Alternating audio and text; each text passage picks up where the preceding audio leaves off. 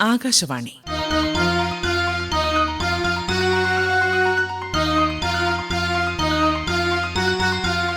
വിദ്യാഭ്യാസ രംഗം. വിജയവാണി. SSLC പരീക്ഷാ സഹായി. 10ാം ക്ലാസ് ഇംഗ്ലീഷ് മാതൃകാ ചോദ്യപേപ്പർ കൂട്ടുകാർക്കായി അവലോകനം ചെയ്യുന്നത് വെള്ളനാട് ജി കാർത്തികേയൻ സ്മാരക government vocational and higher secondary school അധ്യാപിക ശ്രീജ ദേവി A. Hello dears, good evening. Today I am addressing the children, those who are preparing to attend SSLC examination in March 2026. We have a new textbook and a new pattern of questions and a new result pattern too. So, let's be more serious about this public examination. Today, we focus on English question paper. As we all know, you have to answer around 33 questions within 2.5 hours for 80 marks. You will get an additional 15 minutes as school of time to read the question and think and organize your answers. We can divide our English question paper roughly into 3 parts: comprehension questions, discourses, and grammar. Almost 18 to 20 scores for comprehension questions, another 20 to 21 for grammar, and 40 to 42 scores for discourses. The first set of questions you face in the English question paper is comprehension questions. A passage from one of the prose lessons and 5 to 6 questions are given. Next set is from one of the poems. Stanzas from a poem and 4 to 5 questions are given. Next set of comprehension questions is from an unfamiliar passage. Here also, you are asked to answer 4 to 5 questions. The last set is based on a table or chart or graph. You have to answer 4 to 5 questions. In all these 4 sets, you can expect multiple choice questions too, all types of MCQs. I recommend you to find out the answers for these questions in the cool of time itself. Mark the answers with pencils in the question paper itself. And when you actually write the answers on your answer sheet, remember to cross-check them once more, because the MCQs will be so confusing that you may end up with a wrong option. So be very clear about them and cross-check the answers before you write. Now, let's consider the question to prepare various discourses. As you know, in the new question pattern, options are restricted to either or method. You have to attend one of the 2 options. And so, you have to be thorough with the format of every discourse and the content of every lesson. Do not opt out any lesson or any discourse if you want to score high grades. Let's go deep into the questions.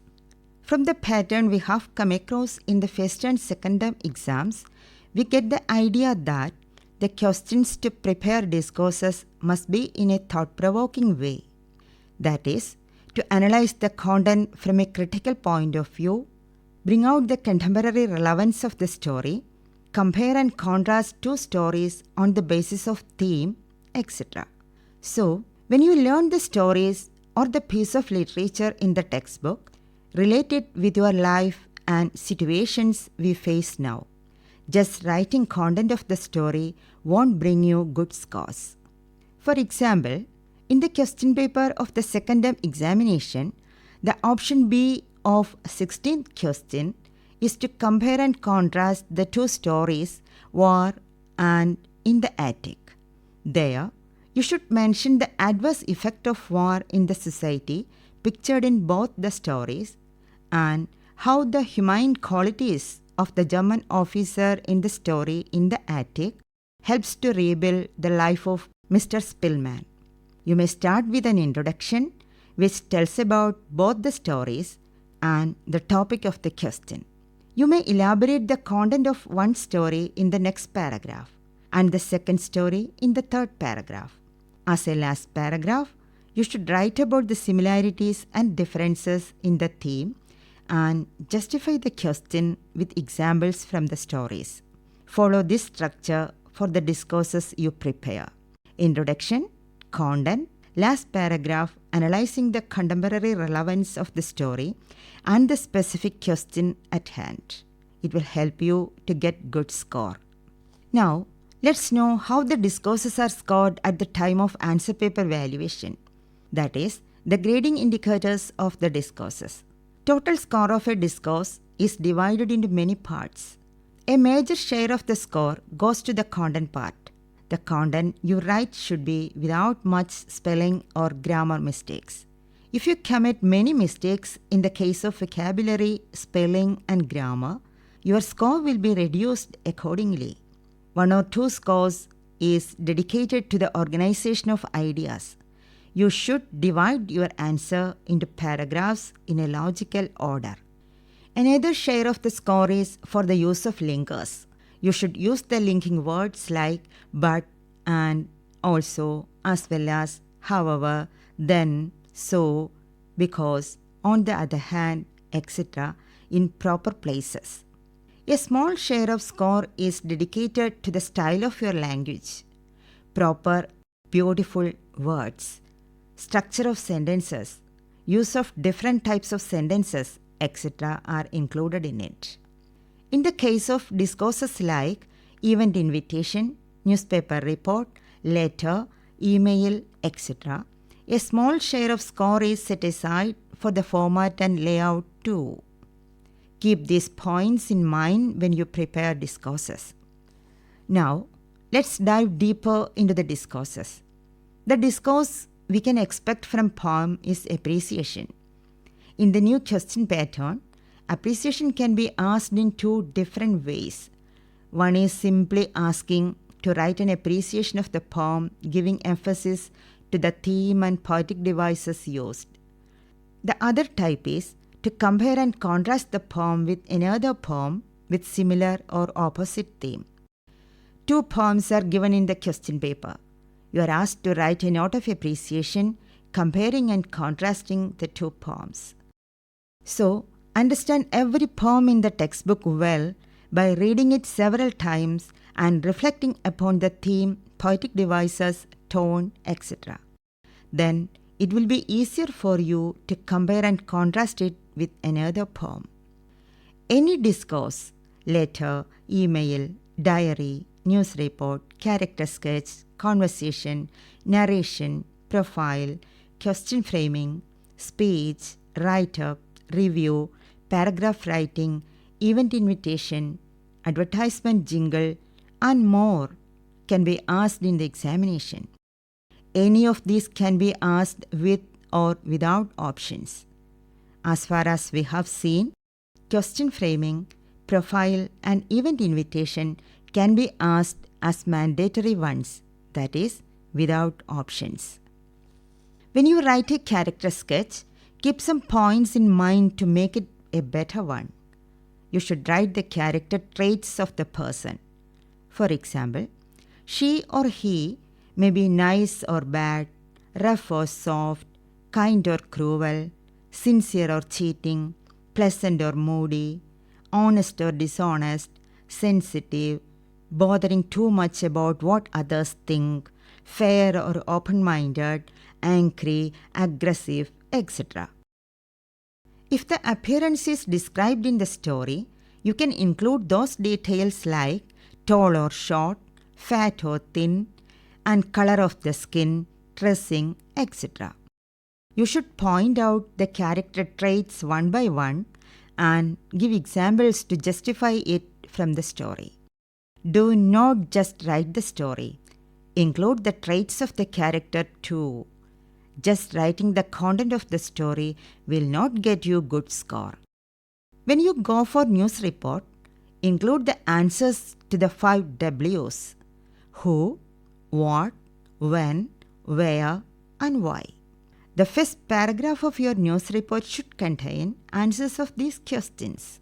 The second paragraph should include the details and comments from the local witness or opinions from experts. Please remember that English examination is to evaluate your competency in using that language, not to test your knowledge about facts. So, use your language with right words, suitable and beautiful style, and correct structure and grammar. And remember one more thing. You may not get full score for discourses. Even simple mistakes take away your score in small quantities. Adding up these little drops make a great drop in your total score. Mind it. We have just discussed the two parts of our question paper. Now, only one part with 20 to 21 marks remaining. But it's not the least. It decides your high score.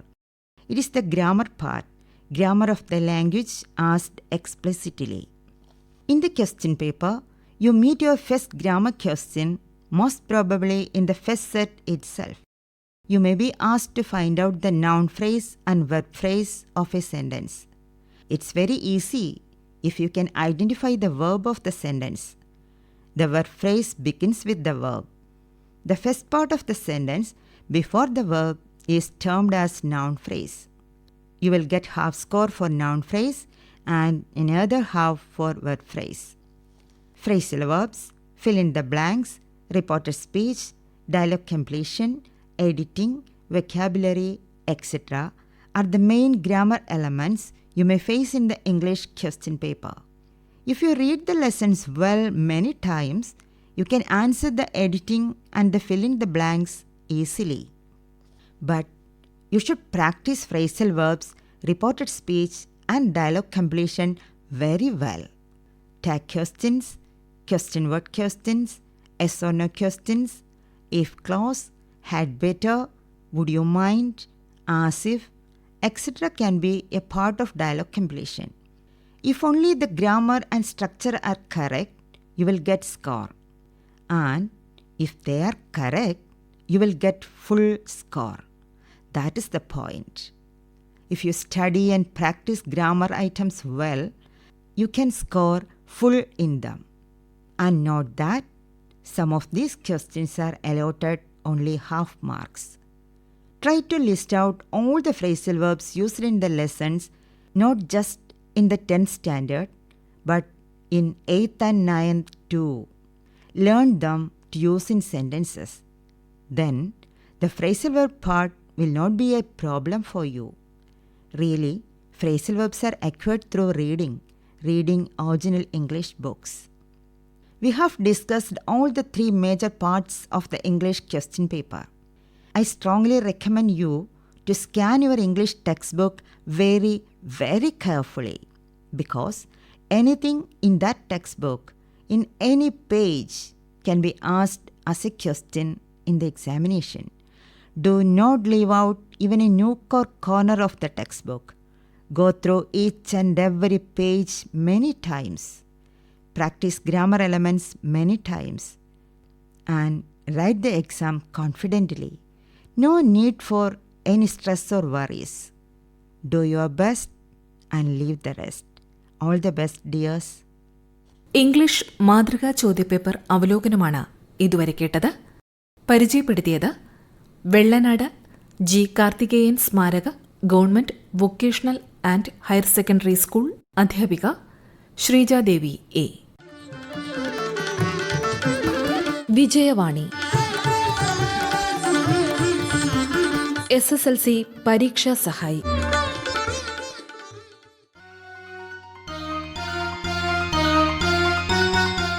വിദ്യാഭ്യാസ രംഗം സമാപിച്ചു.